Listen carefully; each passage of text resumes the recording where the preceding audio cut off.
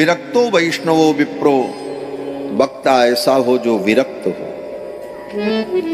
और वैष्णव हो, भगवान का भक्त हो, विप्र हो, ब्राह्मण हो,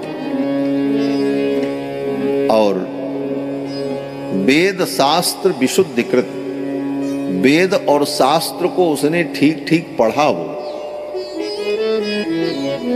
कितनी बातें हुई, विरक्त हो, वैष्णव हो, ब्राह्मण हो, वेदादि शास्त्र का ज्ञाता हो।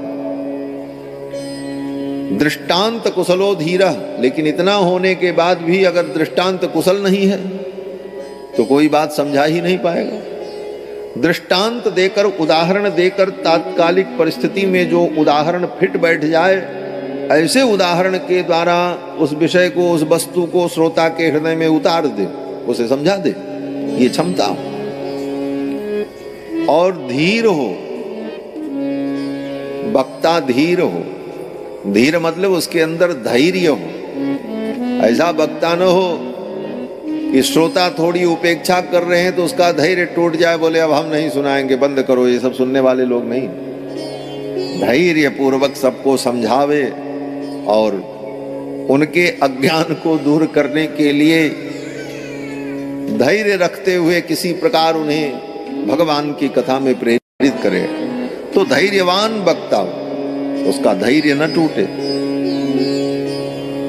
पहले दिन बच्चा स्कूल में पढ़ने जाता है तो मास्टर जो होते हैं वो धैर्य नहीं छोड़ते, उसको बताते हैं क तो लिख ही नहीं पाता, 50 बार हाथ पकड़ करके एक लाइन खींचना सिखाना पड़ता है, लेकिन मास्टर अपना धैर्य नहीं छोड़ता, तो उसे पढ़ा देता है और उसे विद्वान बना देता है। उसी प्रकार धैर्यवान हो। पहले दिन मास्टर कहे तुमको 3 बार हमने बताया, तुमको लिखना नहीं आया, भागो, वह तो विद्यालय खाली हो जाएगा, कोई पढ़ने वाला नहीं हो। कैसा भी अज्ञानी हो, आओ, कुछ तो समझेगा।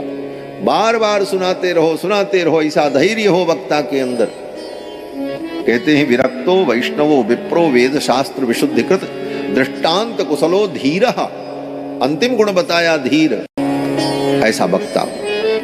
और निष्प्रियता हो उसके, लोभ लालच से रहित हो, निष्प्रिय हो।